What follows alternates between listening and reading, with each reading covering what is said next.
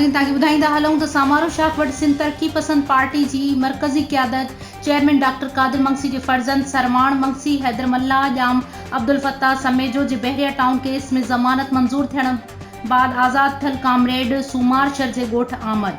Report Mohammad Yusuf दर्स मूजिब STP जी क़यादत पारां क़ामरेड सोमار sir ऐं उन जे घर भातिन खे मुबारकबाद पेश कई वई। एसटीपी अॻवाणनि ॼाम अब्दुलफताह समेजो हैदर मलाह पारां ख़िताब कंदे चयो वियो त गिरफ़्तारियुनि ऐं दबाउ असांजे कारकुननि जा हौसला बुलंद कया आहिनि। सिंध ख़ातिर जद्दोजहद आख़िर दम ताईं जारी रहंदी। सिंध हुकूमत जे रवैये जी सख़्त लफ़्ज़नि में मज़म्मत कई वई।